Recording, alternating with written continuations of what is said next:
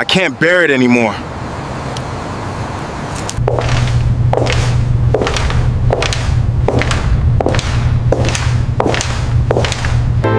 Mother.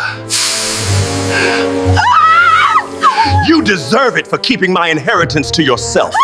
In a quiet suburban neighborhood where family bonds were once sacred, darkness slowly consumed Harry Franklin's heart as greed and resentment festered within him.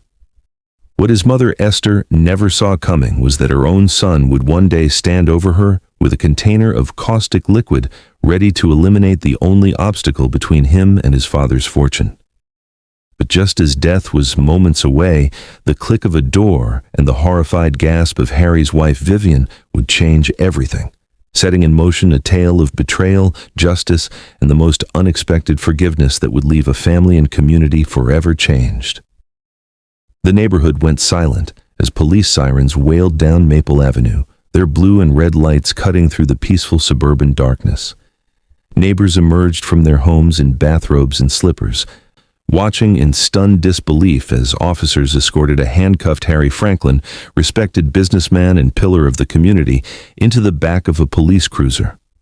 Behind him, paramedics rushed his elderly mother Esther from the home on a stretcher, her skin raw and blistering as she fought to breathe through damaged lungs. Standing apart from the crowd, trembling and clutching her phone, was Vivian Franklin, Harry's wife, tears streaming down her face as an officer gently placed a blanket around her shoulders. "I never thought he'd actually do it," she whispered, her voice barely audible over the chaos. "But I recorded everything." The officer's eyes widened as Vivian handed over her phone, the screen displaying a video that would soon shock an entire community and change multiple lives forever. On it, the unthinkable played out in high definition. A son attempting to murder his own mother for money, unaware his wife was watching from the shadows. The story begins 3 months earlier, on a crisp autumn morning when a letter arrived that would set these terrible events in motion.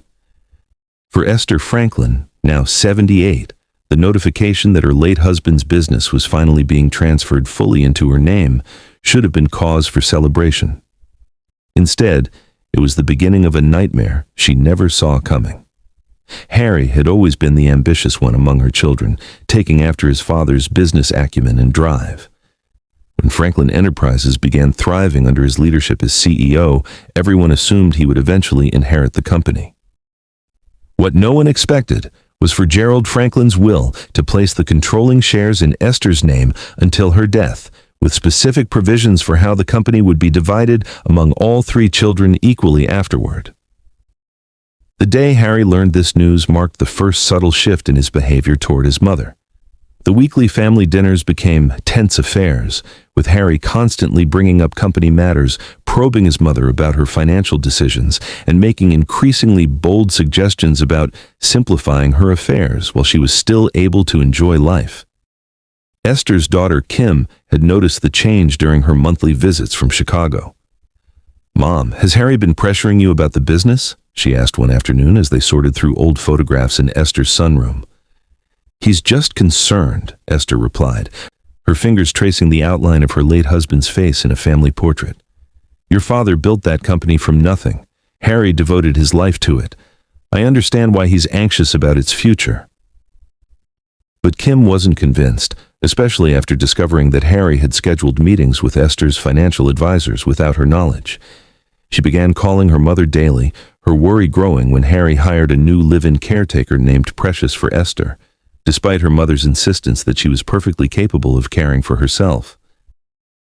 What none of them realized was that Vivian Franklin, Harry's wife of 15 years, had also begun to notice disturbing changes in her husband. Their once loving marriage had grown cold as Harry became obsessed with the company's future. Late at night, she found him in his office researching untraceable poisons and inheritance laws, quickly closing the tabs when she entered the room. The first truly alarming incident occurred when Esther was hospitalized with food poisoning after a dinner Harry had insisted on cooking himself. Though doctors found nothing suspicious, Vivian noticed Harry's disappointment rather than relief when his mother was discharged with a clean bill of health 3 days later. "It should have worked," she overheard him muttering into his phone late that night. I followed the instructions exactly. We'll need something stronger next time." Vivian's world shattered as the implications of her husband's words sank in. The man she married, the father of their children, was actively trying to kill his own mother. That night, she made a decision that would eventually save Esther's life. She began documenting everything. Hidden in her closet behind winter sweaters, Vivian kept a journal detailing Harry's increasingly erratic behavior, photographed strange substances she found in his desk drawer, and installed a recording app on her phone. She was building a case while struggling with an impossible question. How do you turn in the person you once loved most in the world? As winter settled over the neighborhood, Harry's patience wore thin. The business was facing a crucial merger opportunity that required Esther's approval she hesitated to give without reviewing the details more carefully. After a heated board meeting where Esther questioned several aspects of the deal that seemed to primarily benefit Harry's position, he returned home in a rage. Vivian watched from the bedroom doorway as Harry pulled a metal container from his locked cabinet, his face illuminated by the glow of his computer screen, displaying a web page titled "Household Chemicals, Caustic Burns and Fatality Rates." "Tomorrow," he whispered to himself, unaware of his wife's presence. "This ends tomorrow." That night, as Harry slept, Vivian made two critical decisions.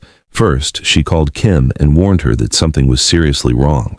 Second, she activated the recording function on her phone and placed it in her pocket, prepared to gather the evidence needed to stop a murder before it happened. The morning dawned bright and cold as Harry announced he would be checking on Esther before work. Vivian, her heart pounding, told him she needed to drop off some baking supplies Esther had requested. "I'll come with you," she said, her voice steadier than she felt. "I haven't seen Esther in days." Harry's eyes narrowed slightly, but he nodded, the container concealed in his briefcase as they drove the short distance to Esther's home. What happened next would be captured in the video that now sat in police evidence. Harry telling Vivian to wait in the car, Vivian instead slipping in through the back door, Harry approaching his mother as she sat in her favorite chair reading the morning paper, the caustic liquid already being removed from its container, and Vivian, hidden in the hallway, filming the unthinkable as her husband prepared to commit the ultimate betrayal. Just as Harry raised the container, Vivian stepped into the room, her phone recording everything. "Harry, what are you doing?" her voice rang out, causing him to spin around, the liquid sloshing dangerously close to spilling. In that moment of shock and confusion, the true Harry Franklin was revealed. Not the respected businessman or devoted son the community thought they knew, but a man consumed by greed and willing to kill his own mother to satisfy it. Now, as the police car drove away with Harry in the back seat, as Esther fought for her life in an ambulance racing toward the hospital, and as Vivian stood trembling with the weight of what she'd witnessed and done, the first chapter in a story of betrayal, justice, and unexpected forgiveness was just beginning to unfold. The officer looked at Vivian with a mix of horror and respect after viewing the first few seconds of the video. "Mrs. Franklin," he said quietly, "you may have just saved your mother-in-law's life." What no one yet realized was how this single moment of courage would ripple through their lives, challenging everything they thought they knew about family, forgiveness, and the capacity of the human heart to heal even after the deepest betrayal. Esther and Gerald Franklin had built their lives on love, hard work, and unwavering family values. Their modest home in Riverdale, a middle-class suburb outside of Chicago, had always been filled with laughter and the scent of Esther's famous apple pie. They'd raised 3 children there, Harry, the eldest, Kim, the middle child who became a doctor, and Franklin Jr., who followed his passion for teaching rather than joining the family business. Gerald started Franklin Enterprises in their garage in 1955, repairing industrial equipment before gradually expanding into manufacturing specialized parts for the automotive industry. What began as a one-man operation grew into a regional powerhouse employing over 300 people across 3 states. The company represented not just financial success, but Gerald's legacy. His gift to the family and community he loved. Harry had always been Gerald's shadow, following him around the workshop from the moment he could walk. By age 12, he could disassemble and reassemble an engine with his eyes closed. When other teenagers were focused on sports and dating, Harry was studying business plans and manufacturing processes. His singular focus had impressed his father, though Gerald sometimes worried about his eldest son's intensity and occasional ruthlessness in business dealings. "Success without integrity isn't success at all, son," Gerald would remind Harry during their evening walks around the neighborhood. "The company carries our name. That means something." Harry would nod, but as he grew older, Gerald noticed his son seemed more interested in profit margins than the people who made those profits possible. Still, Gerald believed Harry would grow into the values he and Esther had tried to instill. That faith in his son's potential led Gerald to groom Harry as his successor, making him CEO 5 years before Gerald's unexpected death from a heart attack at 70. What no one in the family knew was that in the final year of his life, Gerald had grown increasingly concerned about Harry's leadership style. Anonymous complaints from employees about intimidation tactics, reports of corners being cut on safety regulations, and Harry's push to outsource manufacturing to cheaper overseas facilities with questionable labor practices had prompted Gerald to make a difficult decision about the company's future. His will, updated just months before his death, shocked everyone, especially Harry. While Harry remained CEO, the controlling interest in Franklin Enterprises would be held in trust by Esther until her death, after which the company would be divided equally among all 3 children. Additional provisions required unanimous agreement from all 3 siblings for major business decisions, effectively limiting Harry's unilateral power. When the will was read in the family attorney's wood-paneled office, Harry's face had turned a dangerous shade of red. His siblings noted the white-knuckled grip he maintained on his armrests, but attributed his reaction to grief rather than rage. Only Esther, who had been married to Gerald for nearly 50 years, recognized the cold calculation in her son's eyes as he stared at her across the room. That night, alone in the master bedroom she had shared with Gerald, Esther wept, not just for her lost husband, but for the son she feared was slipping away from the values they had worked so hard to instill. Harry's marriage to Vivian had once been considered a perfect match by everyone who knew them. They'd met at Northwestern University, where Harry studied business and Vivian pursued art history. Their differences had initially drawn them together, her creative spirit and warm personality balancing his analytical mind and ambition. In their early years, Harry had supported Vivian's dreams of opening a small art gallery, and she had stood by him as he worked grueling hours to prove himself at Franklin Enterprises. Their children, twins Alex and Jordan, now away at college, had grown up in a home that appeared perfect from the outside. But behind the manicured lawn and tasteful decor, cracks had been forming for years. Harry's focus on the business had gradually consumed him, leaving little room for family dinners, school events, or the simple pleasure of his wife's company. Vivian had adapted, building her own life around her gallery and children, telling herself that Harry's distance was simply the cost of success. The truth was more complicated. Harry had always seen relationships as transactions, investments that should yield returns. His marriage had initially been advantageous, providing the stability and family image beneficial to a rising executive. But as his obsession with controlling Franklin Enterprises grew, he increasingly viewed Vivian as a potential liability rather than a partner. She asked too many questions, maintained too close a relationship with his mother, and seemed unable to understand that sometimes difficult decisions were necessary in business. Vivian had noticed the change in Harry long before Gerald's death. The warm, ambitious young man who had once brought her coffee in bed and discussed their dreams had hardened into someone calculating and cold. She had tried countless times to reconnect with him, planning special dinners, suggesting therapy, even threatening to leave at one particularly low point. Each attempt had yielded temporary improvement before the pattern resumed. After Gerald died, whatever warmth remained in Harry seemed to vanish completely. He worked longer hours, rarely spoke at home except about business matters, and began keeping certain rooms in their house locked.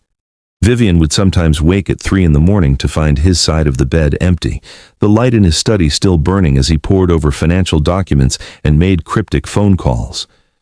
The most disturbing change came in Harry's relationship with his mother. The son who had once called Esther daily now visited only when necessary, his interactions stiff and formal. He began questioning her mental acuity, suggesting to siblings and family friends that perhaps grief was affecting her judgment. When Esther made a minor error balancing her checkbook, Harry had seized on it, bringing up the possibility of conservatorship to the family attorney, who promptly dismissed the idea. Kim, who visited whenever her busy schedule as a cardiologist allowed, became Esther's strongest defender. She noticed how Harry spoke over their mother at family gatherings, dismissed her concerns about business decisions, and repeatedly brought up the subject of simplifying her affairs. "He's trying to pressure her," Kim confided to their younger brother Franklin Jr. during a tense Thanksgiving dinner. "Have you seen how he looks at her? Like she's an obstacle to be removed." Franklin Jr., always the peacemaker, had suggested they were overreacting. "Harry's under a lot of pressure with the business. The European expansion hasn't gone as planned, and I heard there's a potential lawsuit from that supplier in Detroit." "That doesn't explain why he's trying to get power of attorney for Mom," Kim countered. "She's sharp as ever and perfectly capable of managing her affairs." What none of them realized was how desperate Harry's financial situation had become. His aggressive expansion plans had left Franklin Enterprises overextended, and several high-risk investments made without the board's knowledge had failed spectacularly. Harry was juggling accounts, moving money between subsidiaries to hide the losses, and lying to everyone, the board, his siblings, and especially his mother. The company appeared successful on paper, but Harry knew it was months away from a crisis that would expose his mismanagement and possibly lead to criminal charges for financial improprieties. And he needed full control of the company to implement his plan to sell off key assets, merge with a competitor, and potentially move operations offshore, all changes that required Esther's approval as the controlling shareholder. When persuasion failed, Harry's thoughts had turned darker. If Esther were to die of natural causes, the share transfer would be automatic. At 78, with mild hypertension and arthritis, such an outcome wouldn't raise eyebrows. Harry began researching untraceable methods, substances that could trigger heart attacks or strokes, ways to make murder appear as natural death. His first attempt, the poisoned dinner, had failed when Esther's robust constitution fought off what doctors diagnosed as severe food poisoning. Harry had been forced to sit by her hospital bed, playing the concerned son while inwardly seething at the failure. "You gave us quite a scare, Mom," he'd said, patting her hand while calculating how long it might take for another opportunity to present itself. "Oh, it takes more than bad shrimp to keep me down," Esther had replied, her eyes sharp as ever. "Though it's strange, I've never had a reaction like that before." It was during this hospital stay that Harry first noticed Vivian watching him differently. Her artist's eye for detail had always made her observant, but now he sensed something more: suspicion. He began keeping his planning away from home, using a private office at an executive suite he rented under a different name, and storing his research on a password-protected laptop he never left unattended. What he didn't know was that Vivian had already seen enough to devastate her. Late one night, unable to sleep, she had gone to his home office looking for some business papers she needed to sign. When his computer screen lit up, she saw his browser history, searches for inheritance laws in Illinois, undetectable poisons, and how to trigger natural death in elderly.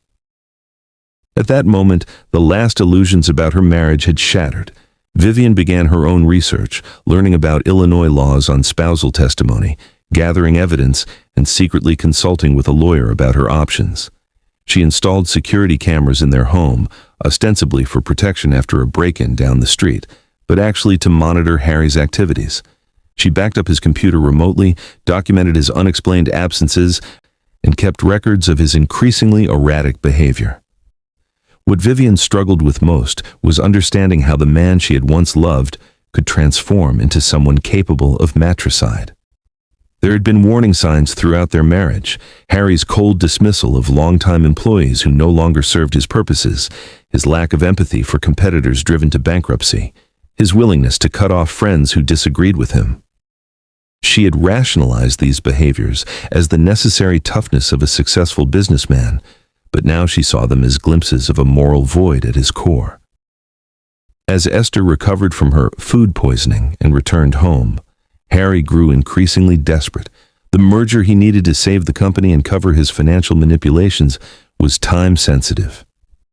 The potential partners were growing impatient with delays, and the board was asking questions he couldn't answer truthfully. He needed control immediately, and with Esther stubbornly maintaining her independence, he saw only one path forward. The industrial-grade caustic liquid had been easy for him to obtain through company channels, a substance used in their manufacturing process that caused devastating damage to human tissue. If splashed on Esther's face and chest, forcing her to inhale the fumes, death would be painful but relatively quick. He could claim it was an accident, that she had mistaken it for a cleaning solution, that he had found her too late to save her. What Harry hadn't accounted for was Vivian's determination to prevent a tragedy. The morning he selected for his final attempt, she had already contacted Kim with her suspicions and arranged for precious Esther's caretaker to be away from the house.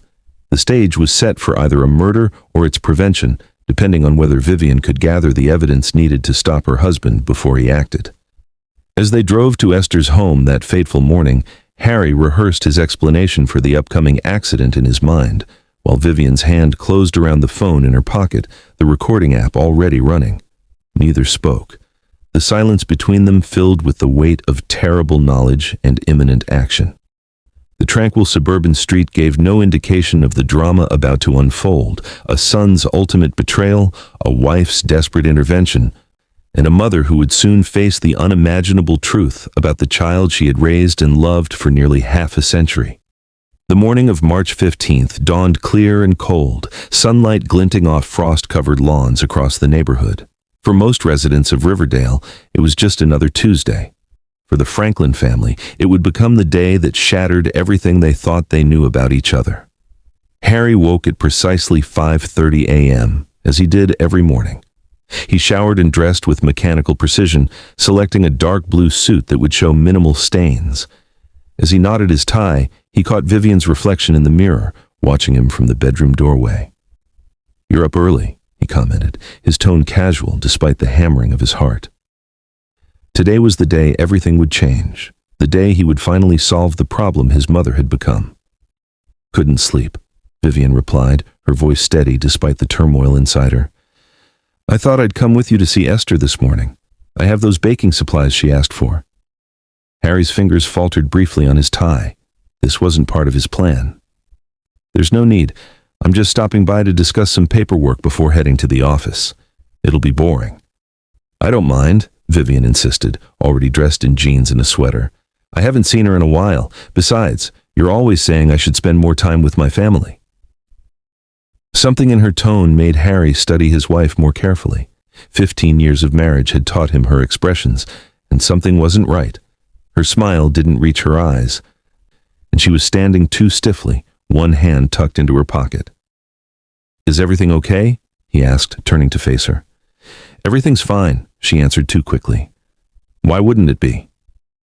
For a moment, husband and wife locked eyes, each searching for what the other might know. Then Harry nodded. Decision made. Having Vivian there might actually be useful, another witness to the accident that would claim his mother's life. He could control the narrative better with her present. "Sure, come along. I'm sure Mom would love to see you." Vivian released a breath she hadn't realized she was holding as Harry turned back to the mirror. Her phone was recording in her pocket, gathering evidence with every word. She had no idea exactly what Harry planned, only that it would happen today. The night before, she'd overheard enough of his phone conversation to know this was his final attempt. "I need to grab something from my office before we go," Harry said, his voice echoing from down the hall. Vivian moved to the bedroom window, watching as early morning joggers passed by their elegant colonial home. None of them knew that behind these respectably painted walls, a man was preparing to murder his mother for money. The normality of the scene outside, newspaper deliveries, sprinklers turning on, a neighbor walking a golden retriever, made the horror of what was happening even more surreal. She heard Harry's office safe open and close, followed by the sound of something being placed in his briefcase. Moments later, he appeared in the doorway, briefcase in hand. "Ready?" he asked, his smile not quite reaching his eyes. The drive to Esther's home took 12 minutes. They sat in silence, the radio playing softly, a financial news program discussing market projections.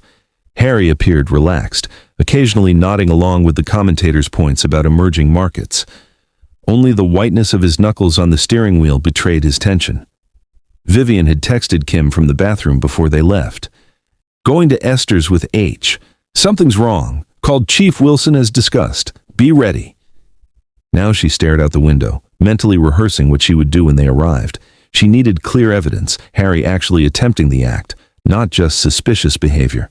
The police had been clear about that when she'd spoken to Chief Wilson the day before. Esther's modest two-story home came into view, its white siding gleaming in the morning sun. The garden she tended so lovingly was dormant now, waiting for spring, but even in winter, there was a welcoming warmth to the property that reflected its owner's character. Harry parked in the driveway and turned to Vivian. "Why don't you wait in the car? I won't be long. Just need to get Mom's signature on some documents. Then you can go in with the baking supplies." Vivian's heart raced, but she kept her expression neutral. "I'll come with you. I'm freezing out here."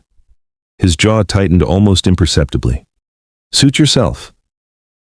As they approached the front door, Harry reached into his pocket for the key Esther had given him years ago. "For emergencies," she had said, never imagining that her son would use it to enter her home with murderous intent. "Mom," Harry called out as they stepped into the warm foyer. "It's Harry and Vivian."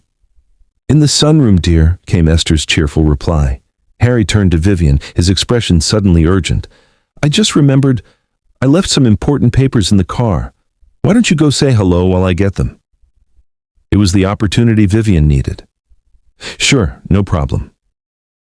As Harry stepped back outside, Vivian quickly moved through the living room toward the sunroom at the back of the house, her heart pounding. She had only moments to position herself where she could document whatever Harry planned to do. Esther sat in her favorite wicker chair by the windows, morning light streaming across the book in her lap. At 78, she remained a striking woman, her silver hair cut in a stylish bob, her posture straight, her eyes clear and intelligent behind reading glasses. "Vivian, what a lovely surprise," she said, setting aside her book. "I wasn't expecting you this morning." "Harry had some papers for you to sign," Vivian explained, her voice sounding strange even to her own ears. "I thought I'd come along." Something in Vivian's expression must have concerned Esther, because she removed her glasses and studied her daughter-in-law more carefully. "Is everything all right, dear? You look worried."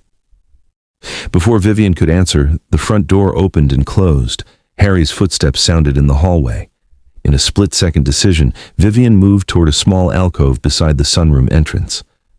"I'll be right back," she whispered to a confused Esther. "Please trust me."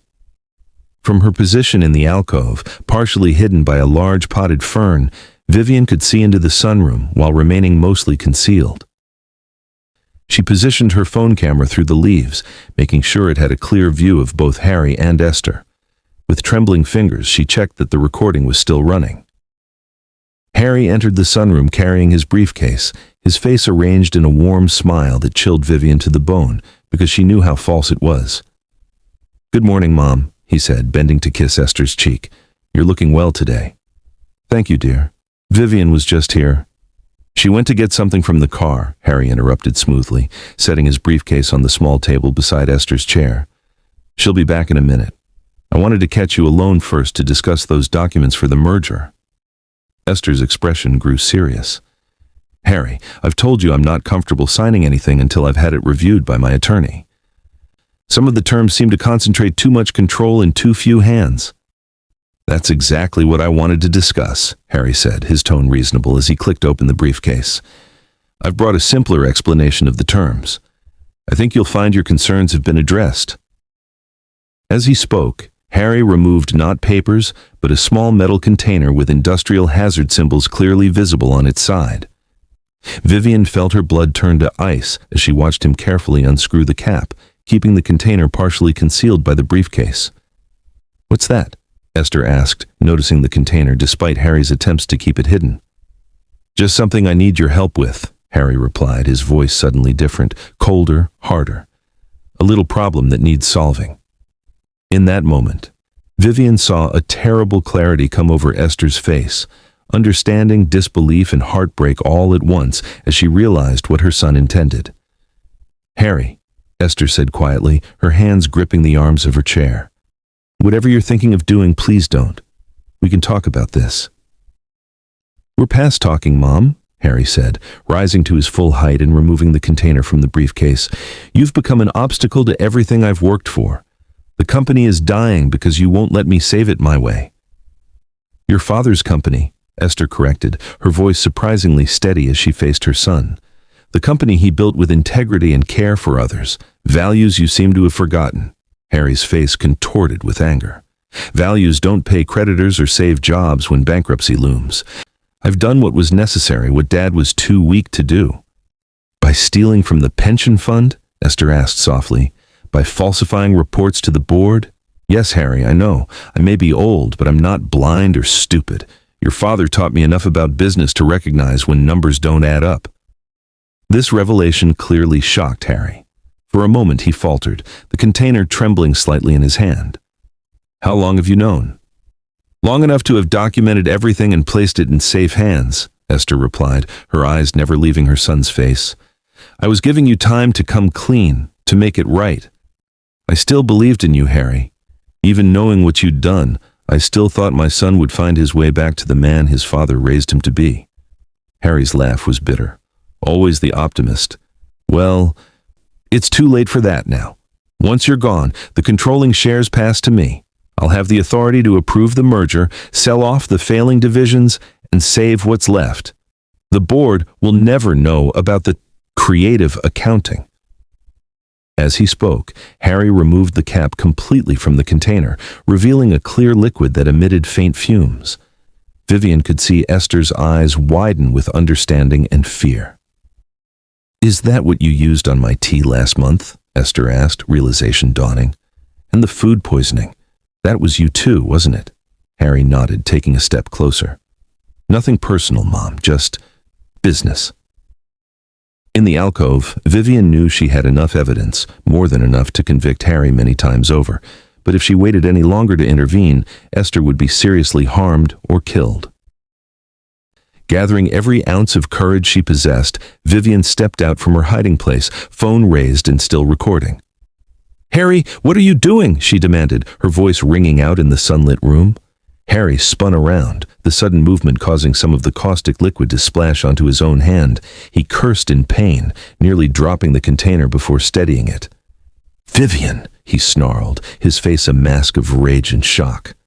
"What are you—" "I've recorded everything," she said, her voice stronger than she felt. "The police are on their way. It's over, Harry." For one terrible moment, Vivian thought Harry might throw the chemical at her instead. She saw the calculation in his eyes, whether he could silence both women and escape before authorities arrived. But then, wailing sirens penetrated the quiet neighborhood. Growing louder by the second, Harry's shoulders sagged as the fight drained out of him. He carefully set the container down on the table, his burned hand already beginning to blister. "You don't understand what you've done," he said, his voice hollow. "The company will collapse. Hundreds of people will lose their jobs, all because you couldn't mind your own business." "Attempting to murder your mother is my business," Vivian replied, moving to stand beside Esther, who remained remarkably composed despite the ordeal. "Some prices are too high to pay, Harry, even to save a company." Police officers burst through the front door moments later, weapons drawn.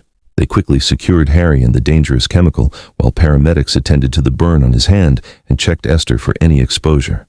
As they led Harry away in handcuffs, he looked back at his mother one last time. "I would have made it painless," he said, as if this final cruelty were actually a kindness. Esther, supported by Vivian's arm around her shoulders, met her son's gaze steadily. "There's nothing painless about betrayal, Harry. Nothing at all."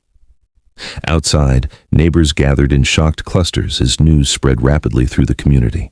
The respected businessman, the devoted son, now revealed as a would-be murderer. Police sealed off the house as a crime scene, while detectives took Vivian's phone as evidence and began recording her statement. Kim arrived breathless and terrified, having broken every speed limit after receiving Vivian's text. She rushed to her mother, checking her over with a doctor's thoroughness before allowing herself to break down in tears of relief. "I knew something was wrong," she kept saying. "I knew it, but I never imagined this." As the day wore on, the full horror of what had nearly happened settled over the Franklin family. Harry was booked on attempted murder charges, denied bail due to the severity of the crime and the clear evidence against him. Franklin Jr. flew in from Seattle, stunned and disbelieving until he viewed the video Vivian had captured. For Vivian, the aftermath brought a strange sense of both grief and relief. Her marriage was over, destroyed by the revelation of who Harry truly was, yet she had prevented a tragedy and saved Esther's life. In the choice between family loyalty and doing what was right, she had chosen correctly, though the cost had been devastatingly high. That evening, as police finally cleared them to leave the scene, Esther took Vivian's hand in both of hers. Despite everything, the elderly woman's grip remained strong and reassuring. "I've lost my son today," Esther said, her voice thick with emotion, "but I've found a daughter I never fully appreciated until now. Thank you for having the courage to stop him." Vivian looked at this remarkable woman who had nearly been murdered by her own child, yet still maintained her dignity and compassion. "What happens now?" she asked, suddenly overwhelmed by the uncertain future before them. Esther straightened her shoulders, her gaze steady and determined. "Now, my dear, we pick up the pieces. We save the company the right way, with integrity, as Gerald would have wanted. And we learn to live with wounds that may never fully heal, but don't have to define us." As they walked together toward Kim's waiting car, reporters shouted questions from behind police barriers. The story was already breaking on local news, a sensational tale of greed, attempted murder, and a daughter-in-law's brave intervention. What the headlines couldn't capture was the complex web of love, betrayal, and moral choices that had brought the Franklin family to this moment, nor could they predict the extraordinary journey of healing and forgiveness that would eventually emerge from this darkest of days, a journey that would test the limits of the human heart's capacity for both justice and mercy. If you think what Harry did was wrong, comment, "Mothers deserve respect" below.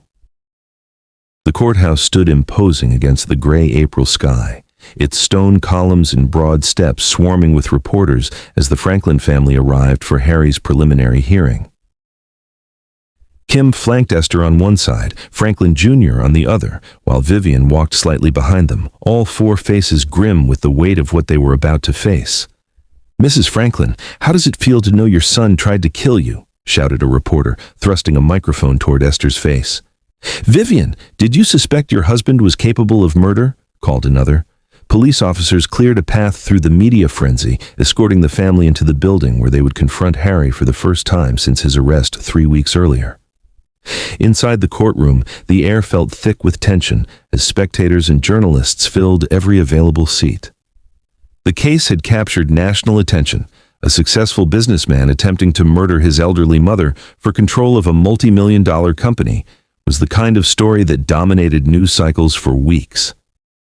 When the side door opened and Harry entered in handcuffs, a county jail jumpsuit replacing his customary tailored suits, an audible murmur rippled through the courtroom. He looked smaller somehow, his normally confident posture diminished, dark circles beneath his eyes suggesting sleepless nights. Only when his gaze locked with Esther's did a flash of the old Harry appear, a hardening of his expression, a slight lift of his chin in defiance. The proceedings were brief but devastating. The prosecution presented the video Vivian had recorded, playing it in its entirety for the court. Watching the evidence unfold on the large monitor, Esther closed her eyes briefly when Harry's voice clearly stated his intent to kill her. Beside her, Kim gripped her hand so tightly her knuckles turned white. Harry's defense attorney, a sharp-suited woman with a reputation for aggressive tactics, argued that her client had been under extreme financial and emotional stress. She suggested that with proper psychiatric evaluation, they might pursue a temporary insanity defense. "My client was not in his right mind," she stated firmly. The pressure of potentially losing his father's company, his life's work, created a psychological break from reality. The judge, a stern-faced woman with 3 decades on the bench, seemed unimpressed.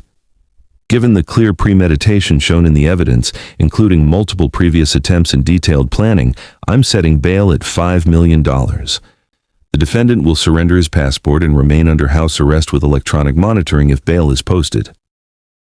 As the hearing concluded, Harry was led past the family row. He paused, his eyes seeking out Vivian. "You betrayed me," he said, his voice low enough that only those closest could hear. "Everything I did was to secure our future, our children's future." It was Franklin Jr., normally the peacemaker, who responded, stepping between Harry and Vivian. "You betrayed yourself, Harry, and all of us. Don't you dare try to justify attempted murder as some noble sacrifice." Outside the courthouse, the family faced another gauntlet of cameras and shouted questions. This time, Esther paused at the top of the steps, turning to address the media directly, despite her attorney's advice to remain silent.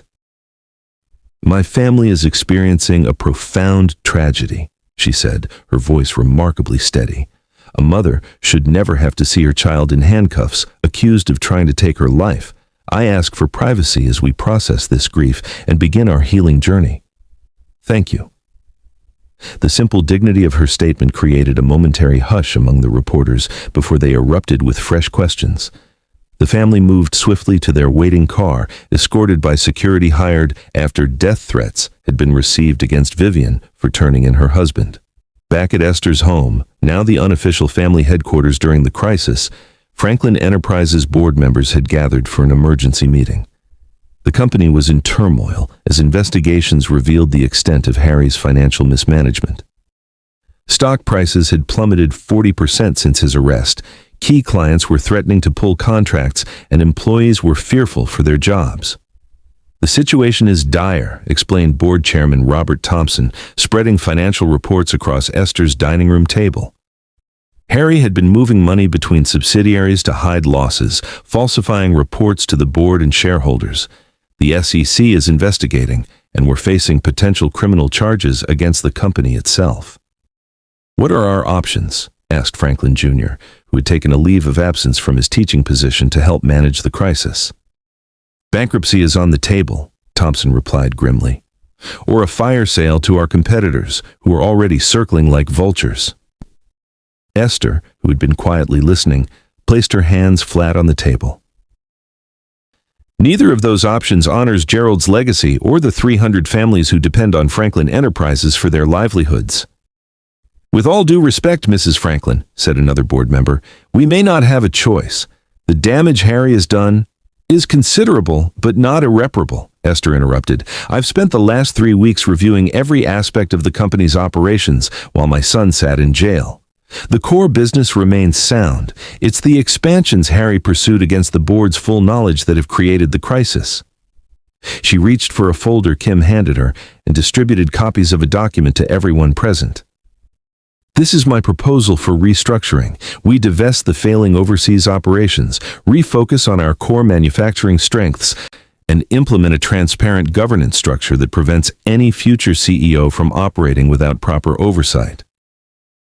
The board members exchanged surprised glances as they reviewed Esther's detailed plan. "You developed this yourself?" Thompson asked, unable to keep the surprise from his voice. "I was married to Gerald Franklin for 49 years, Mr. Thompson.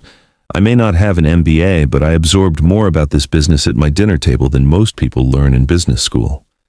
And unlike my son, I understand that a company's value isn't measured solely by its profit margin." While the board meeting continued downstairs, Vivian sat in Esther's bedroom, speaking quietly with her children via video call. Alex and Jordan, both sophomores at different colleges, had been devastated by the news about their father. The university had granted them emergency leave, but Vivian had insisted they remain on campus with access to counseling services rather than returning to the media circus at home. "How's Grandma holding up?" asked Jordan, her eyes red from crying. "She's incredible," Vivian answered honestly. "Stronger than any of us." "And Dad?" Alex asked, his expression harder to read. "Is he saying anything?" Vivian chose her words carefully. "His attorneys are exploring various defenses. He hasn't admitted guilt."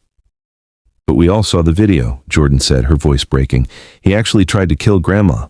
Our father is a would-be murderer." "I keep thinking there must be some explanation," Alex added. The dad who taught me to ride a bike and came to every baseball game can't be the same person in that video. Vivian's heart broke for her children, forced to reconcile two irreconcilable versions of their father.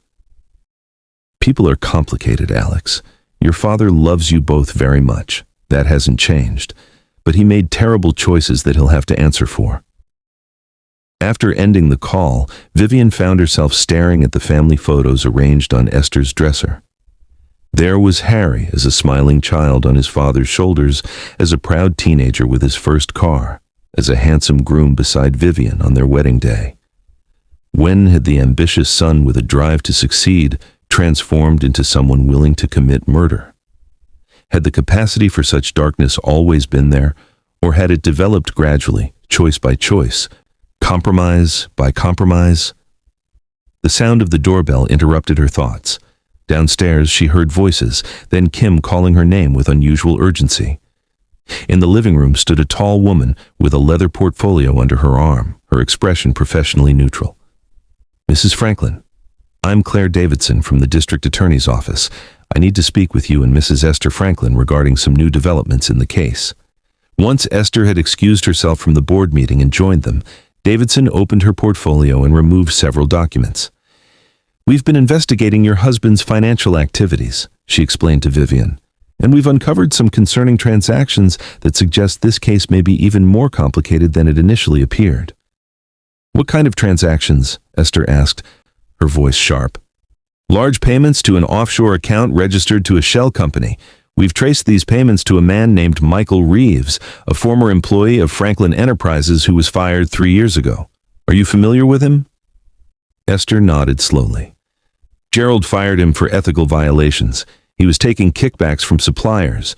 Harry defended him at the time, saying he was being set up. Davidson nodded. Mr. Reeves has been arrested in connection with 2 other corporate sabotage cases. We have reason to believe Harry may have hired him to help destabilize Franklin Enterprises deliberately. What? Vivian breathed, struggling to comprehend. Why would Harry sabotage his own company? To force a crisis that would require drastic action, Kim suggested, her medical mind quickly analyzing the situation. If the company was failing badly enough, Mom might have been pressured to approve his merger plan without scrutinizing it too closely. And if that didn't work, Franklin Jr. added grimly, he'd eliminate Mom to gain control anyway. Davidson nodded. We're still building the case, but the evidence suggests your husband was playing a long game, creating problems he could position himself to solve while consolidating his power. When that strategy failed, he escalated to attempted murder. The revelation cast Harry's actions in an even more calculating light, suggesting a level of premeditation that spanned years rather than weeks or months. There's something else, Davidson continued, her expression softening slightly. We've uncovered evidence of significant gambling debts. Mr. Franklin appears to have lost over $2 million in the past 18 months through online sports betting and casino visits. He's been borrowing heavily from high-interest lenders to cover these losses. Vivian felt as though the floor had dropped away beneath her. In 15 years of marriage, she had never known Harry to gamble more than a friendly poker game. This hidden addiction explained the mysterious cash withdrawals she'd noticed but had attributed to business expenses. Does this change how you'll prosecute the case? Esther asked, practical as always. Not substantially, Davidson replied. Gambling addiction might provide context for his financial desperation, but it doesn't mitigate the clear intent to commit murder. However, his defense team will likely use it to argue diminished capacity or to seek a more lenient sentence. After the prosecutor left, the family sat in stunned silence, each processing this new layer of betrayal and deception. Did any of us really know him? Franklin Jr. finally asked, running a hand through his graying hair. The gambling, the sabotage, the murder attempt. Who is this person? He's still my son, Esther said quietly. Whatever demons drove him to these terrible acts, he's still the little boy I raised. I can't erase 45 years of love, even now. Kim looked at her mother incredulously. Mom, he tried to kill you. He would have succeeded if Vivian hadn't stopped him. I know that, Esther replied, her voice gaining strength, and he must face justice for what he's done. But hate is a poison I refuse to drink. It would only destroy me as surely as that chemical would have. Vivian, who had been silent, looked up at her mother-in-law with new understanding. It's not about forgiving what he did. It's about not letting his actions define the rest of our lives. Esther reached across to squeeze Vivian's hand. Exactly. We have a company to save, employees who depend on us, and two young people who still need their family intact, even if their father has broken it in ways that can never be fully repaired. As evening fell, reporters remained camped outside the property line, their satellite trucks and camera equipment visible through the trees. Inside, the family ate a simple dinner together, conversation gradually turning from Harry's betrayal to practical matters, the company's future, the ongoing legal proceedings, support for employees and shareholders. Later, as Vivian helped Esther prepare for bed, the older woman paused before her nightstand drawer. She opened it slowly and removed a small leather-bound journal. Gerald kept this the last year of his life, she explained, running her fingers over the worn cover. I found it after he died. He had concerns about Harry, noted behaviors that troubled him, decisions that seemed to prioritize profit over people. He was planning to remove Harry as CEO before his heart attack. She handed the journal to Vivian. Gerald saw what I couldn't, or wouldn't. Perhaps if I'd been less blind to Harry's flaws, less willing to excuse his darker tendencies as business acumen, none of this would have happened. You can't blame yourself, Vivian said firmly.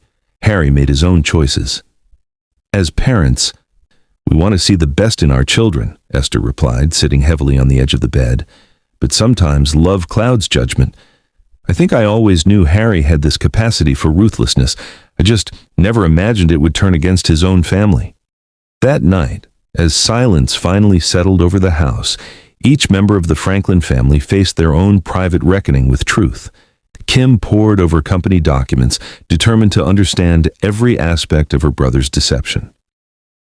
Franklin Jr. sat in the backyard, staring at childhood photos on his phone, searching for signs of the monster his brother would become. Esther prayed for the first time since Gerald's death, asking not for answers but for strength.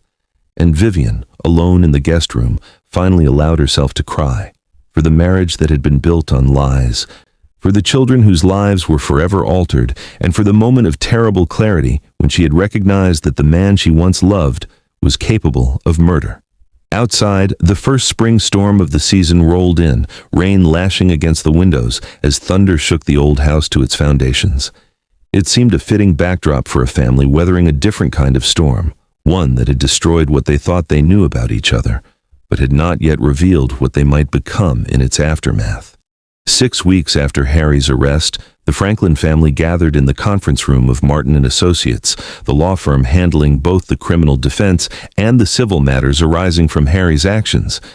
The room felt overly warm despite the air conditioning, tension radiating from each person seated around the polished mahogany table. Vivian sat beside her attorney, reviewing the divorce papers before her. After weeks of negotiation, Harry had finally agreed to her terms: primary custody of their children, the family home, and a fair division of assets that weren't tied up in the ongoing investigation. In exchange, she would not pursue the civil case she could have brought against him for emotional damages. Across from her sat Harry, now free on bail after his parents-in-law had surprisingly posted the $5 million bond. He wore a suit that hung loosely on his frame, weight loss evident in the hollows of his cheeks and the way his collar seemed too large.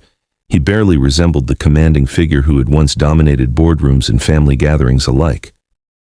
Beside him, looking equally diminished, was an older man Vivian recognized as Harry's Uncle Richard, Gerald's brother, who had distanced himself from the family years ago after a business disagreement. His presence was unexpected and concerning, especially given the strained relationship he'd had with Esther since Gerald's death. The conference room door opened to admit Esther, Kim, and Franklin Jr., followed by their corporate attorney. Harry straightened in his chair at the sight of his mother, something unreadable flickering across his face. "Thank you all for coming," began Martin, the senior partner overseeing the case. "We have several matters to address today, including the divorce settlement and the ongoing management of Franklin Enterprises during these challenging circumstances." "Before we begin," Richard interrupted, his voice gruff with age but commanding attention. "There's something the family needs to know, something that changes everything." Martin frowned. "Mr. Kincaid, we have a full agenda." "Hear him out," Harry said, his first word since the family had entered. "Please." Esther studied her brother-in-law carefully, years of distrust evident in her expression. "What is this about, Richard?" Richard removed an envelope from his jacket pocket and placed it on the table. "Gerald came to see me 3 months before he died. He was worried about the company and about Harry." A hushed tension fell over the room at this revelation. Gerald and Richard had barely spoken for 15 years before Gerald's death. "My brother believed Harry was making decisions that compromised the company's long-term stability in favor of short-term profits. He suspected Harry might be involved in questionable financial practices, but couldn't prove it. He asked me to quietly investigate, given my background in forensic accounting." "And you never thought to mention this during the past 2 years?" Kim asked incredulously. "Gerald asked me to keep our arrangement confidential until I had concrete evidence," Richard explained. "When he died suddenly, I continued the investigation as promised. What I found was complicated." He opened the envelope and spread several documents across the table. Harry was indeed manipulating company finances, but not primarily for personal gain as everyone has assumed. He was covering up massive losses caused by someone else, someone Gerald trusted implicitly. All eyes turned to the financial statements and internal memos before them. Franklin Jr. was the first to spot the pattern, his academic mind quickly processing the information.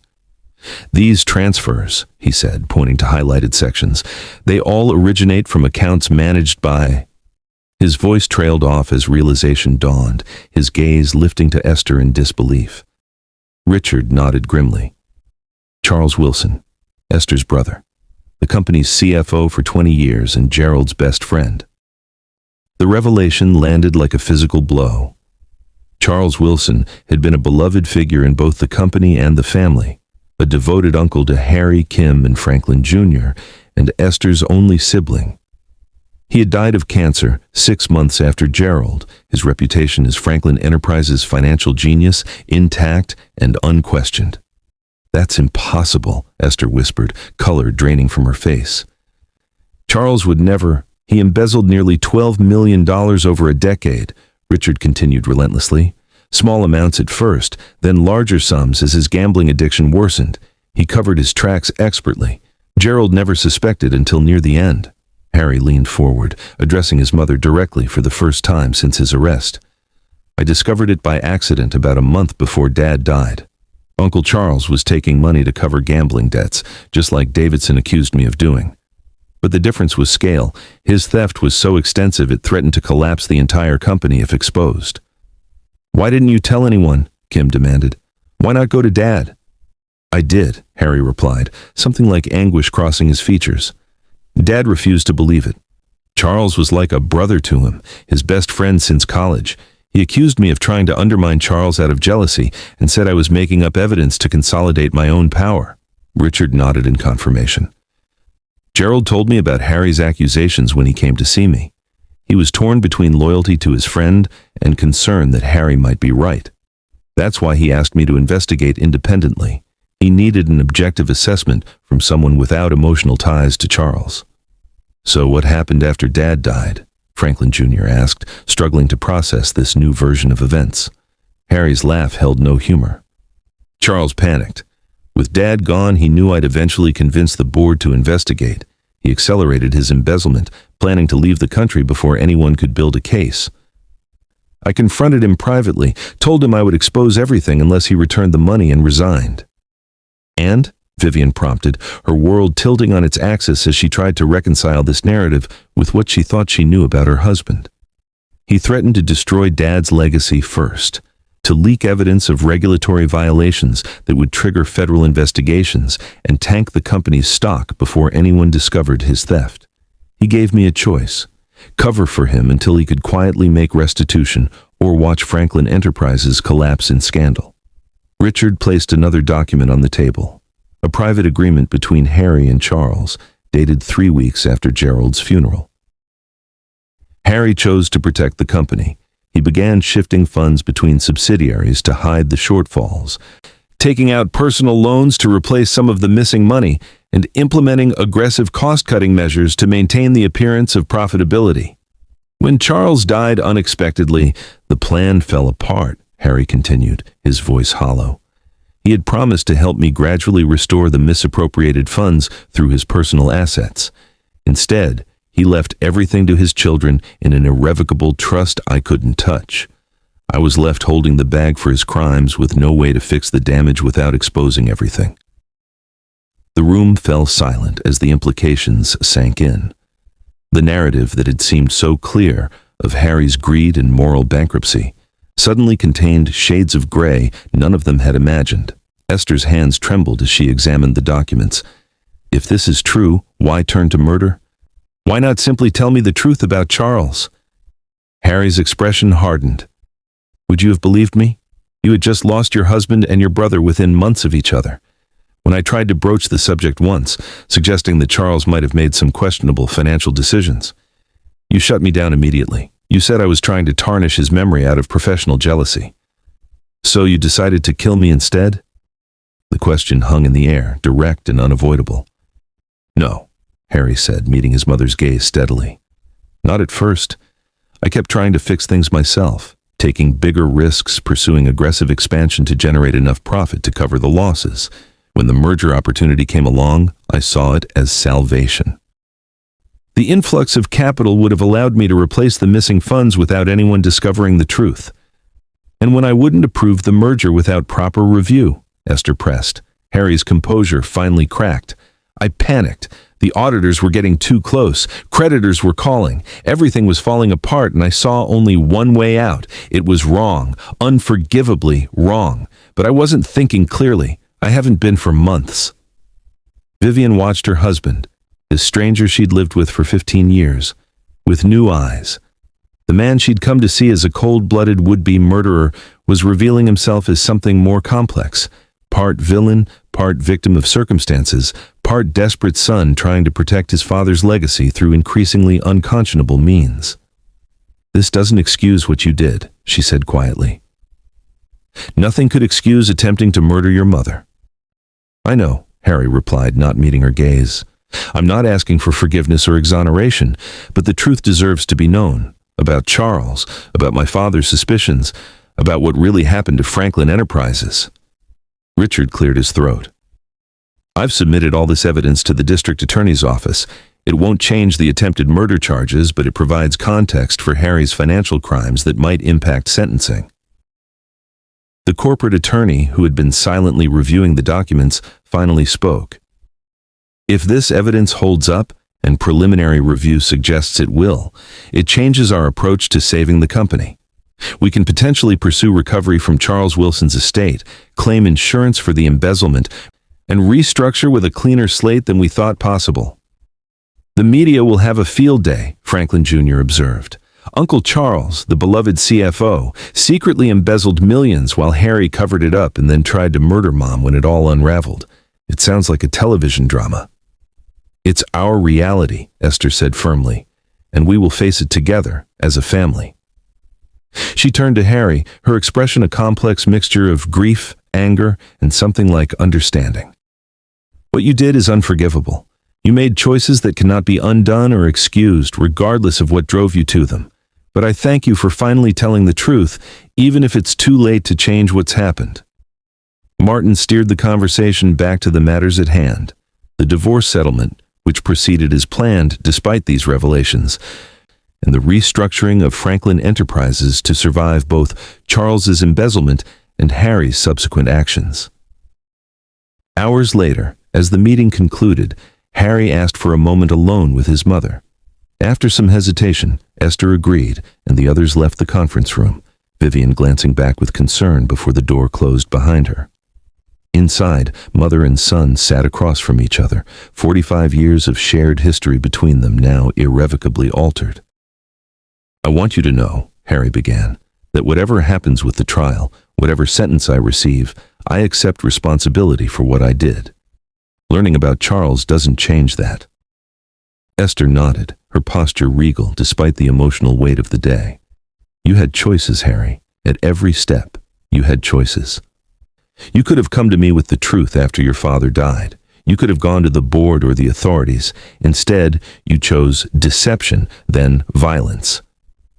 I thought I was protecting Dad's legacy, Harry replied, though the justification sounded hollow even to his own ears. I couldn't bear the thought of everything he built being destroyed by his best friend's betrayal. Your father's true legacy wasn't the company, Esther said, a lifetime of wisdom in her words. It was integrity, compassion, and doing the right thing even when it was difficult. By trying to protect the business at any cost, you betrayed those values completely. Harry lowered his head, accepting the truth of her words. The irony is that I became exactly what I was trying to protect him from. I became the villain in our family story. For the first time since his arrest, Esther reached across the table and took her son's hand. The touch was brief but deliberate, not forgiveness but acknowledgement. The story isn't finished yet, she said quietly. What happens next depends on all of us. When they emerged from the conference room, they found Vivian waiting in the hallway, her expression unreadable as she observed this moment of connection between mother and son. Kim and Franklin went to brief the board, she explained. I thought we might need to talk as well. Harry looked at his wife, soon-to-be ex-wife, with genuine remorse. I've destroyed everything we built together. I can't ask for your forgiveness. I'm not offering it, Vivian replied with hard-won clarity. But I'm offering something else, the chance for our children to know the whole truth, complex as it is. They deserve to understand what happened to their father, not just the headlines. It was a small mercy, but more than Harry had dared to hope for. Thank you, he said simply. As they parted ways outside the law firm, reporters shouted questions from behind police barriers. The revelation about Charles Wilson had not yet broken publicly, but it would soon, adding another sensational chapter to an already scandalous story. Watching Harry being escorted to the car that would return him to house arrest, Esther felt the weight of multiple betrayals. Her brother, her son, perhaps even her late husband who had suspected problems but kept her in the dark. Yet, beneath the pain and grief lay something unexpected, a sense of truth finally emerging, like the first light after a devastating storm. That evening, the remaining Franklin family gathered at Esther's home to plan their next steps. The company would survive, though changed forever. The family too would continue, wounded but not destroyed. And somewhere in the wreckage of what had happened, each of them began to see the faint outlines of a path forward, not back to what had been, but toward something new that honored truth over comfortable illusions. What would you have done if you were in Vivian's position? Would you have the courage to turn in your spouse if you discovered they were planning something terrible? 3 months after the revelation about Charles Wilson's embezzlement, Harry Franklin's trial began under intense media scrutiny. The courtroom was packed daily with journalists, curious locals, and psychology students studying the case of a respected businessman driven to attempt matricide. Vivian had been dreading her testimony, knowing she would have to describe in detail the moment she watched her husband prepare to murder his mother. The night before she was scheduled to take the stand, she sat alone in what had once been their shared bedroom, surrounded by photographs she couldn't bring herself to take down. Family vacations, the twins' graduations, moments of happiness that now seemed to belong to different people entirely. The divorce had been finalized a month earlier, the papers signed with a strange sense of formality between two people who had once shared everything. Harry had not contested any of her requests, accepting the end of their marriage as yet another consequence of his actions. The twins had returned home briefly after the semester ended, the house filled with uncomfortable silences and careful conversations. They had visited their father at his Uncle Richard's home, where he remained under house arrest, coming back with conflicted emotions and more questions than answers. He seemed so normal, Alex had told Vivian after the first visit. He asked about my finals and Jordan's internship like nothing had happened. Then he started crying when we were leaving. I didn't know what to do. Jordan had been less willing to reconcile. He was going to kill Grandma, Mom. I don't care what Uncle Charles did. Nothing justifies that. Now, on the eve of her testimony, Vivian's phone rang with a number she didn't recognize. Hesitantly, she answered. Mrs. Franklin? This is Detective Morales from Financial Crimes. I need to speak with you immediately regarding new evidence in your husband's case. An hour later, Vivian sat stunned in an interview room at the police station, staring at bank statements and transaction records spread across the table. We've been following the money trail since the Charles Wilson revelation, Morales explained, his expression grave. What we found raises serious questions about the entire narrative. I don't understand, Vivian said, struggling to comprehend the implications of what she was seeing. Charles Wilson did embezzle from Franklin Enterprises. That part is true. But he didn't act alone, Morales continued. There was a second party involved in the scheme. Someone who continued moving funds after Charles died. Someone who stood to benefit greatly from both the embezzlement and the cover-up. Vivian's blood ran cold as Morales slid a final document across the table. A bank statement for an offshore account showing regular deposits corresponding with the largest withdrawals from Franklin Enterprises. The account holder's name jumped out at her like an accusation. Richard Kincaid, Harry's uncle. Richard? But he's the one who brought evidence about Charles in the first place. Why would he incriminate himself? A calculated risk, Morales replied. The investigation was getting too close. By coming forward with partial information about Charles, who conveniently can't defend himself, Richard redirected attention while positioning himself as a truth-teller. The perfect misdirection. Does Harry know? Vivian asked, her world tilting once again. We don't believe so. Based on the evidence, Harry genuinely discovered Charles's embezzlement and tried to cover it up to protect the company. What he didn't know was that Richard was Charles's partner in the scheme, and continued stealing after Charles died, knowing Harry would be blamed for any financial irregularities. The implications were staggering. Harry had committed an unforgivable act in attempting to murder his mother, but the financial crimes that had driven him to that desperate place were more complex than anyone had realized. Richard posted Harry's bail, Vivian remembered suddenly. He's been housing him during house arrest. Why would he do that if... Control, Morales said simply. Keep your enemies closer. As long as Harry is dependent on him, living under his roof, Richard can monitor what he knows and what he tells others. He's been playing a long game. The detective leaned forward. We're arresting Richard tonight. Given your scheduled testimony tomorrow, we thought you should know. This doesn't exonerate your husband for the attempted murder, but it changes the context significantly. Late that night, as news broke of Richard Kincaid's arrest for conspiracy, fraud, and money laundering, the Franklin family gathered once again in Esther's living room, trying to process this latest twist in an already Byzantine tale. So Uncle Richard was using Harry all along, Kim said, pacing the room as she processed the information. He let Harry take the fall for financial crimes they committed together, knowing Harry would eventually be caught. Not just using him, Franklin Jr. added grimly, setting him up. According to the detective, Richard began suggesting the merger solution to Harry months ago, knowing Esther would resist. He was deliberately creating the pressure that eventually led to Harry's breaking point. Esther sat quietly, absorbing the painful truth that her family had been manipulated by a man who had once been her brother-in-law. Gerald never trusted Richard, even before their falling out, she said finally. He always said Richard resented him for inheriting the seed money that started Franklin Enterprises, while Richard received a smaller portion of their parents' estate. A 40-year grudge, Kim marveled, resulting in embezzlement, manipulation, and nearly murder. The murder plot was still Harry's choice, Vivian reminded them, unwilling to let this new information completely rewrite the narrative. Richard may have created the pressure cooker, but Harry decided to kill his mother rather than face the consequences of his actions. You're right, Esther agreed, her moral clarity unwavering despite her advanced age and the traumas she'd endured. Understanding is not the same as excusing. Harry must still answer for what he did. The next morning, the courtroom was even more crowded as word of Richard's arrest spread. Harry was brought in looking shell-shocked, his composure finally broken by the revelation of his uncle's betrayal.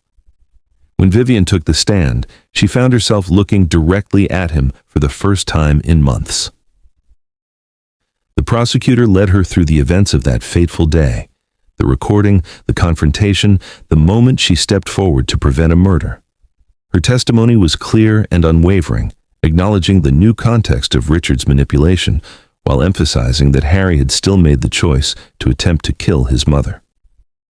During cross-examination, Harry's defense attorney tried to leverage the new information about Richard. Mrs. Franklin, given what we now know about Richard Kincaid's manipulation of the situation, would you agree that your husband was under extraordinary pressure that affected his judgment? Vivian considered her answer carefully. Harry was under pressure, yes, but pressure doesn't turn someone into a killer unless that capacity already exists within them. I believe Harry felt trapped, but he trapped himself through years of choices, covering up crimes, lying to his family, prioritizing the company's reputation over truth.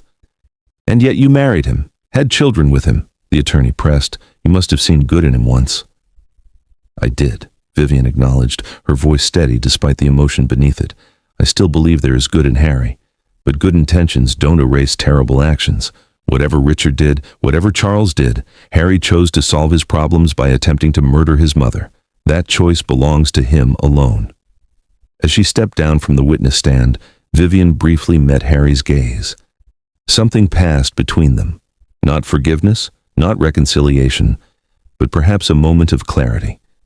They had both been manipulated by Richard, but Harry had fallen into the trap because of his own moral compromises along the way. The trial continued for another week, with expert witnesses testifying about Harry's mental state, financial experts unraveling the complex web of embezzlement and cover-ups, and character witnesses speaking to the man Harry had been before his desperate act. Esther's testimony was the most anticipated, the courtroom falling completely silent as the elderly woman took the stand to testify against her own son.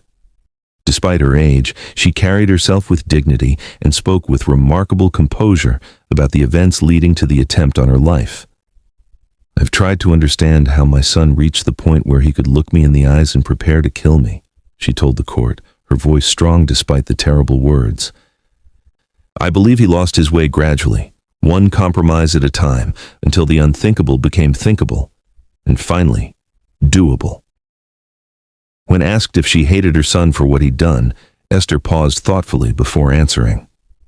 Hate would only complete the destruction that began with Charles's and Richard's crimes and continued through Harry's choices.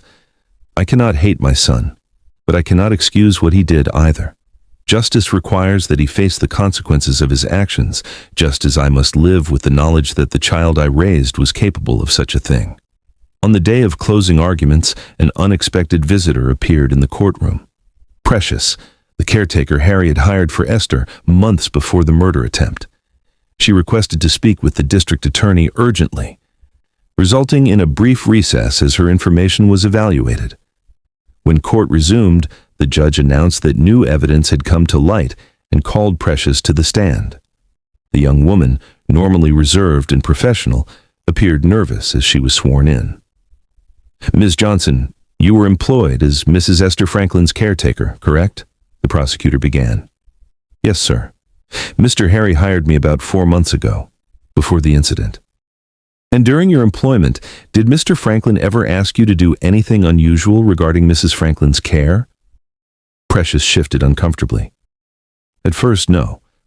I was just supposed to help around the house, make sure Mrs. Esther took her medications, that sort of thing. But about a month after I started, Mr. Harry gave me a different pill to add to her regular medications. He said it was a new prescription from her doctor. A murmur ran through the courtroom. This information had not been part of the original charges or evidence. Did you add this medication as requested? No, sir, Precious replied firmly. I've been a caretaker for 12 years. I know never to give medication that doesn't come directly from a pharmacy with proper labeling. When I told Mr. Harry I needed to see the prescription, he got angry, then backed off, saying he'd speak to the doctor himself. Why didn't you report this at the time? The prosecutor asked. I did, sir. I called Mrs. Esther's doctor the next day to verify if he'd prescribed anything new. He hadn't. I was going to tell Mrs. Esther, but before I could, I was fired. Mr. Harry said they no longer needed my services. And why are you coming forward with this information now, months after the fact? Precious straightened in her chair. I've been following the trial in the news. When I heard about Mr. Harry trying to hurt Mrs. Esther, I realized what might have been in those pills. I couldn't stay silent knowing I might have information about an earlier attempt. The revelation sent shockwaves through the courtroom and added yet another layer to the prosecution's case, evidence of premeditation and multiple attempts preceding the final confrontation with the caustic chemical. During the defense's cross-examination, they tried to suggest Precious might be seeking attention or financial gain, but her employment records and the contemporaneous notes she'd made about the incident lent credibility to her testimony. The jury deliberated for just 6 hours before returning with a verdict: guilty on all counts, including attempted first-degree murder, financial fraud, and conspiracy. The judge set sentencing for the following month, remanding Harry to custody in the meantime. As Harry was led from the courtroom, he turned to look at his family one last time. The expression on his face was not the defiance he'd shown earlier in the proceedings, but something closer to resignation, perhaps even a flicker of remorse. Outside the courthouse, reporters clamored for statements from the family. Franklin Jr. stepped forward as spokesperson, his academic precision useful in crafting a response to the media frenzy. Justice has been served today, but there are no winners in this situation. Our family has been fractured by betrayal, manipulation, and violence. We ask for privacy as we continue to process these events and determine our path forward. Later that evening, as the family gathered at Esther's home one more time, the full weight of what had transpired settled over them. Richard's betrayal, Charles's embezzlement, Harry's desperate attempts to cover up the financial crimes, and finally his unforgivable decision to attempt matricide. It was almost too much for any family to bear. "What happens now?" Jordan asked, the twins having returned for the verdict. "To the company? To us?" "Franklin Enterprises will survive," Esther said with quiet confidence. "We've implemented new financial controls, restored investor confidence, and begun rebuilding what was damaged. The company is not defined by the actions of those who betrayed its values." "And our family," Alex pressed, looking around at what remained of the once tight Franklin clan. Vivian reached for her son's hand. "We rebuilt too. Differently than before, with painful knowledge we wish we didn't have, but also with truth rather than illusions. Sometimes that's the only foundation strong enough to build on." As night fell, Esther stood at her living room window, looking out at the neighborhood where she had raised her family and built a life with Gerald. So much had changed, so much had been lost. Yet as she turned back to see her daughter, her younger son, her grandchildren, and the daughter-in-law whose courage had saved her life, she felt something unexpected stir within her. Not happiness, not yet, but perhaps its distant cousin, hope. The road ahead would be long and difficult. Harry would be sentenced, likely to decades in prison. Richard would face his own trial for financial crimes. The family name would forever be associated with scandal. But they had survived the worst of the storm, and in doing so, discovered strengths they never knew they possessed. "Come sit, Mom," Kim called, patting the space beside her on the couch. "We're talking about the company's future." Esther joined her remaining family, ready to face whatever came next. The past could not be changed, but the future was still theirs to write, a story of healing, resilience, and the slow, painstaking work of rebuilding what had been broken. The sentencing hearing fell on a crisp autumn day, exactly 1 year after Gerald Franklin's will had set in motion the chain of events that would devastate his family. The courtroom was solemn as Harry Franklin, once the pinnacle of business success and community respect, stood before the judge to learn his fate. "Mr. Franklin," began Judge Rosario, her expression severe as she looked down from the bench, "this court has rarely encountered a case that combines such calculated financial deception with the ultimate betrayal of familial trust. While the court acknowledges the extraordinary circumstances surrounding the financial crimes at Franklin Enterprises, including the manipulations of Richard Kincaid and the late Charles Wilson, these factors do not mitigate the gravity of your decision to attempt to murder your own mother."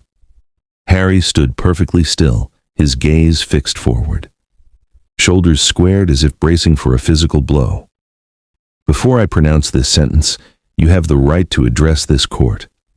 Do you wish to make a statement?" For a moment, it seemed Harry might decline, but then he nodded and approached the microphone.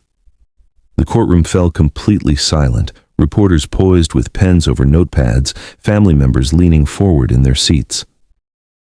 "Your Honor," Harry began, his voice steady but subdued. "I have had 9 months in custody to reflect on my actions and their consequences. I've drafted and discarded dozens of statements for this moment, searching for words that could possibly convey the depth of my remorse without sounding like excuses." He paused, gathering himself before continuing. "The truth is simple and unforgivable. When faced with exposure of my financial crimes, I chose to attempt to murder my mother rather than face accountability. No amount of pressure, manipulation, or desperation justifies that choice. It was mine alone, and I accept full responsibility for it." Harry turned slightly, his gaze finding Esther in the gallery. "Mom, I am profoundly sorry for the pain I've caused you, not just for the attempt on your life, but for the betrayal of everything you and Dad taught me about integrity and family. I don't ask for your forgiveness. I have no right to that. I only want you to know that I recognize the monstrosity of what I did." Turning back to the judge, Harry continued, "I accept whatever sentence the court deems appropriate. I only ask that the court consider allowing me to cooperate fully with ongoing investigations into Richard Kincaid's crimes, so that at least some good might come from this terrible situation." Judge Rosario nodded, making a brief note before addressing Harry again. "Having considered all factors, including your lack of prior criminal history, your cooperation since your arrest, and the extreme severity of the attempted murder of a parent for financial gain, this court sentences you to 60 years in state prison with the possibility of parole after serving 40 years. The sentence landed heavily in the courtroom. At 52 years old, Harry would likely spend the remainder of his life behind bars. As the reality of the sentence registered on his face, Harry's composure briefly cracked, a single involuntary shudder passing through him before he regained control. "Additionally," the judge continued, "you are ordered to pay restitution to Franklin Enterprises for financial damages attributable to your actions, separate from those caused by Richard Kincaid and Charles Wilson. You are permanently prohibited from having any role in the management or operations of Franklin Enterprises or any subsidiary thereof." With the formal pronouncement complete, deputies moved forward to take Harry into custody. As they prepared to lead him away, he turned once more toward his family. The moment stretched, laden with unspoken emotions before he was escorted from the courtroom to begin his sentence. Outside the courthouse, reporters swarmed the Franklin family, shouting questions about the sentence, about Richard's upcoming trial, about the future of the company that bore their name. Kim and Franklin Jr. formed a protective barrier around Esther as they moved toward their waiting car, offering only a brief prepared statement about respecting the court's decision and requesting privacy. Vivian hung back slightly, watching the scene with a strange detachment. The past year had transformed her from a comfortable corporate wife to a single mother, navigating the aftermath of a scandal that had made national headlines. She had sold the family home, too full of memories both good and terrible, and moved to a smaller house closer to Esther, where she had begun rebuilding a life she scarcely recognized. As the media frenzy continued, she felt a hand on her arm and turned to find Detective Morales beside her. "I thought you should know," he said quietly. "Richard Kincaid has agreed to a plea deal, 25 years for the financial crimes, with full restitution to Franklin Enterprises. His testimony will be key in recovering assets hidden offshore." "Small comfort," Vivian replied, "but at least it's something." "Your family has been through hell," Morales acknowledged, "but from what I've seen, you're all made of stronger stuff than most, especially you, Mrs. Franklin." "Just Vivian now," she corrected gently. "I've gone back to my maiden name, Vivian Taylor." "A fresh start," Morales nodded approvingly. "Well deserved." 6 months after the sentencing, Franklin Enterprises celebrated the grand reopening of its headquarters, redesigned and renamed as Franklin Wilson Memorial Building, a controversial decision by Esther that acknowledged both the company's founder and the man whose crimes had nearly destroyed it. "We cannot erase Charles from our history," she had explained to stunned board members when proposing the name. "His actions, like Harry's, are part of our story. By acknowledging this truth rather than hiding from it, we demonstrate our commitment to transparency moving forward." The reopening ceremony was well attended by employees, business partners, and community members who had supported the company through its darkest days. Esther, now approaching her 80th birthday, but showing no signs of slowing down, cut the ribbon with steady hands.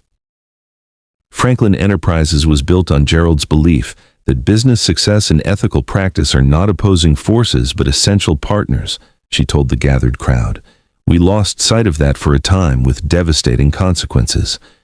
Today marks our recommitment to those founding principles. Behind her stood the company's new leadership team. Kim had taken a leave of absence from her medical practice to serve as interim CEO, bringing her analytical mind and ethical framework to the role. Franklin Jr. had joined the board, his academic perspective valuable in reshaping corporate governance. Vivian, whose background in art had seemed irrelevant to business before, had discovered a talent for corporate communications and now headed that department, helping rebuild the company's damaged reputation. The restructured company was smaller than before, having sold off the divisions that Harry had expanded too aggressively. But it was also more stable, with transparent financial practices, stronger ethical guidelines, and a profit-sharing program that Gerald had always wanted, but Harry had resisted. After the ceremony, as employees and guests mingled at the reception, Esther found a quiet moment with Kim in Gerald's old office, now hers. Your father would be proud, Esther said, looking around at the space Kim had made her own while keeping subtle touches that honored Gerald's memory. Not just of the company, but of you, how you stepped up when the family needed you. Kim smiled tiredly, the stress of the past 18 months evident in the new lines around her eyes. I never wanted this role. Medicine was always my calling. But somehow this feels right, at least for now, making sure Dad's legacy survives Harry's mistakes. And Richard's and Charles's, Esther added quietly. So many betrayals from men I thought I knew. Not all the men in our family failed us, Kim reminded her. Franklin has been our rock through all of this. And Dad, whatever mistakes he made in trusting Charles too completely, he built something worth saving.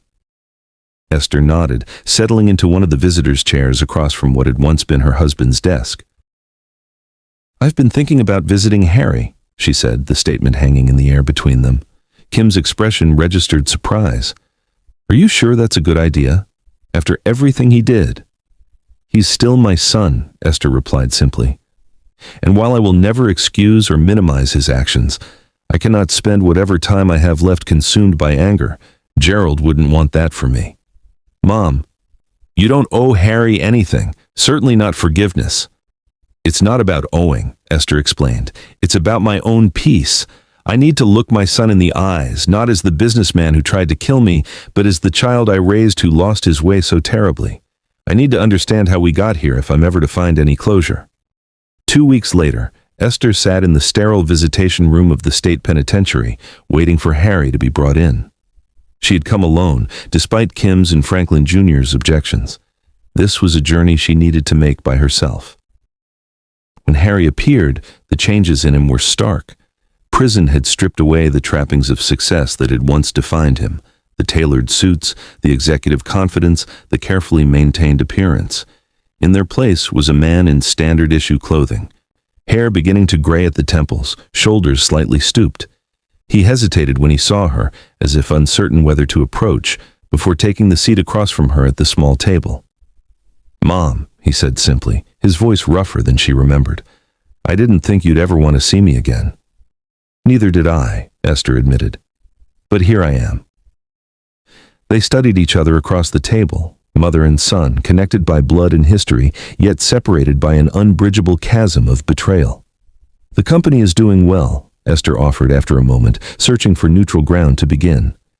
Kim has turned out to have your father's head for business, combined with a moral compass that never wavers. Harry nodded, genuine emotion crossing his face.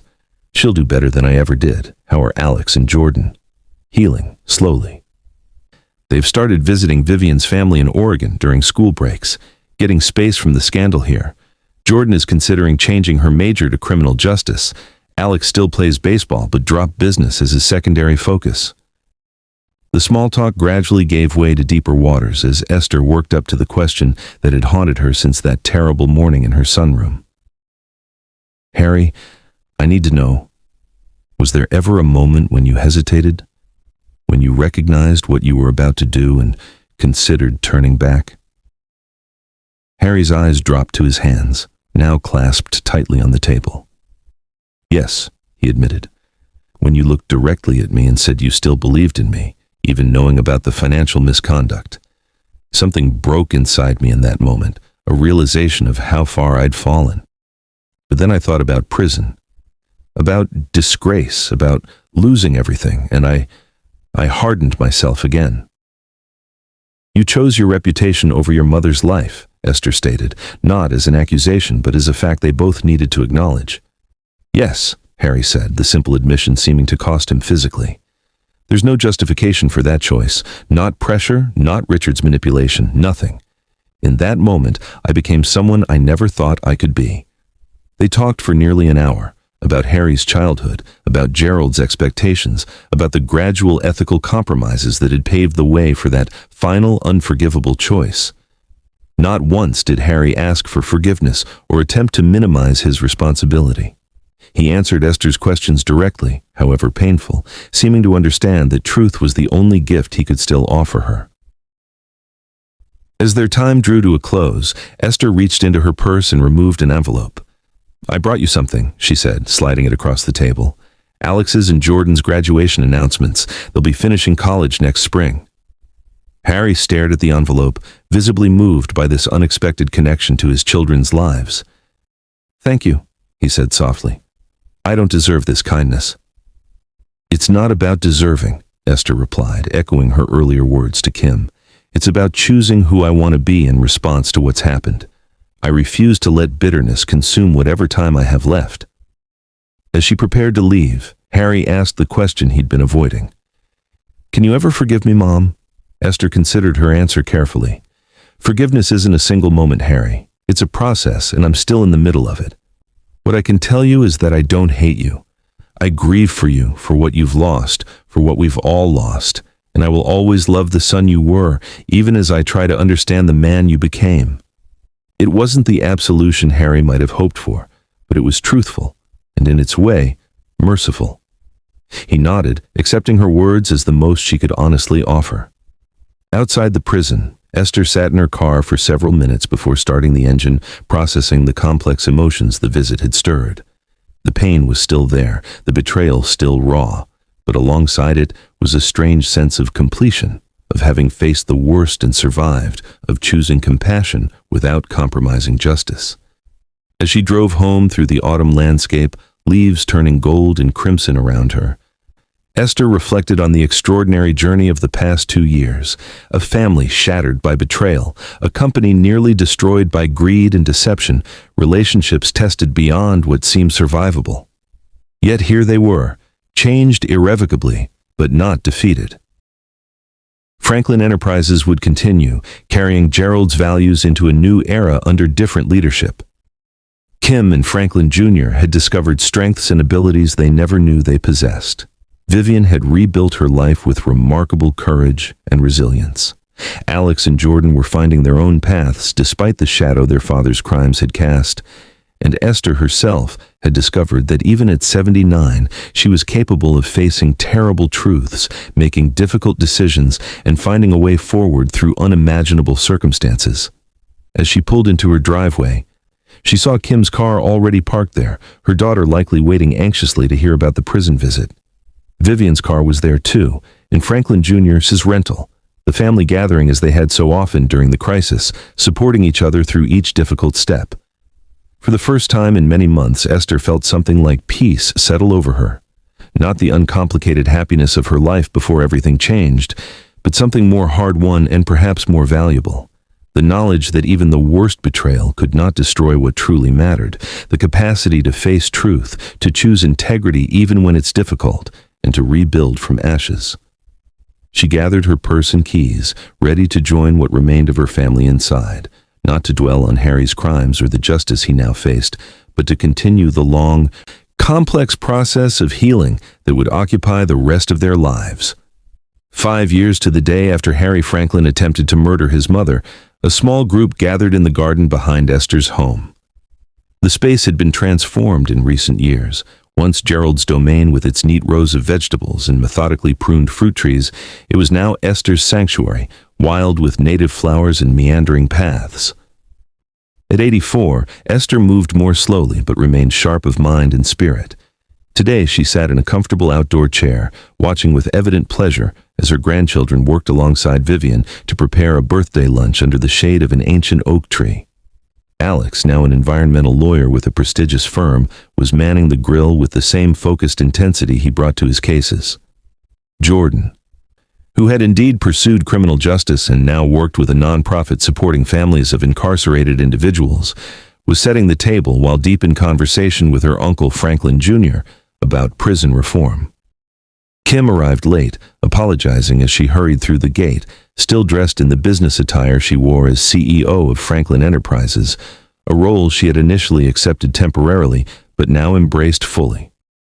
Under her leadership, the company had not only recovered from the financial and reputational damage of the scandal, but had flourished, becoming known for its ethical business practices and community involvement. "Sorry, Mom," she said, bending to kiss Esther's cheek. "The board meeting ran long. The European expansion is officially approved, completely above board this time, with all the ethical safeguards we discussed." Esther patted her daughter's hand. "Gerald would be so proud of what you've built from the ashes, dear." As the family settled around the table for lunch, the conversation flowed easily, touching on work projects, community events, and plans for the upcoming holidays. A casual observer would see nothing unusual in this gathering, just a close-knit family enjoying each other's company on a beautiful autumn day. Only the occasional glance toward the empty chair at the far end of the table hinted at the absent family member whose actions had nearly destroyed them all.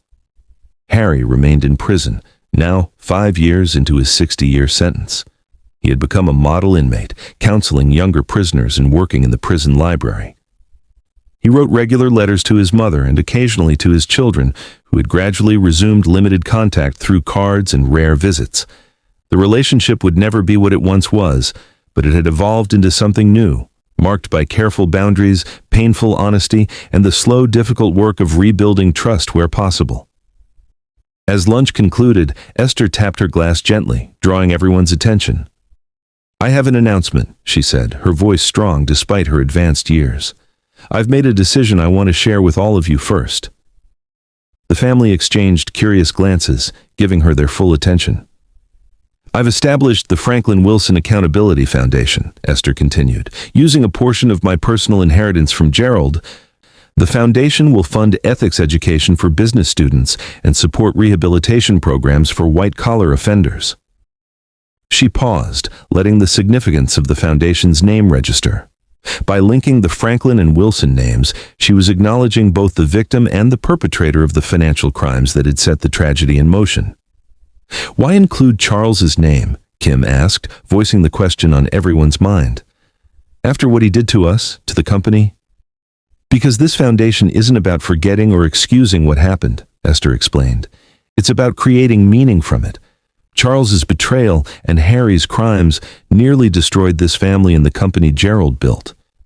If attaching their names to an organization dedicated to preventing similar situations helps even one family avoid our path, then something positive will have come from our pain."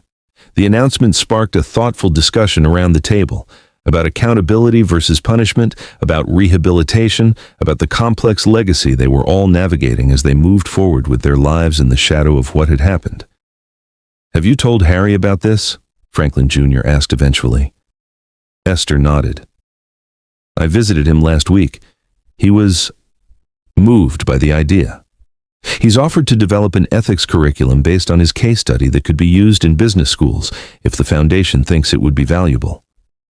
"And will it?" Vivian asked, her relationship with Harry now strictly limited to matters concerning their children. "Perhaps," Esther replied. His perspective on how ethical boundaries erode gradually until the unthinkable becomes possible could be powerful. But that's a decision for the foundation board to make, not me alone. As the afternoon progressed, the conversation shifted to lighter topics. Jordan shared amusing stories from her recent volunteer trip to a youth detention center. Alex described the sustainable housing project his firm was supporting pro bono. Kim teased Franklin Jr. about the teaching assistant who clearly had a crush on him, much to his embarrassment. Watching her family, Esther felt a profound sense of gratitude. Not for what had happened, the betrayals and crimes could never be classified as blessings, but for the resilience they had discovered within themselves, for the new dimensions of character that had emerged from the crucible of crisis. Later, as the gathering wound down and family members began departing, Esther found herself alone with Vivian in the garden.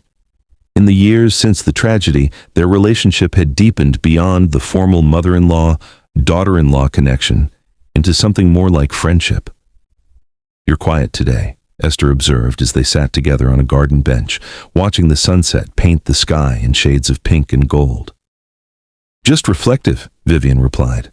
5 years? Sometimes it feels like yesterday, and sometimes like another lifetime." Esther nodded in understanding.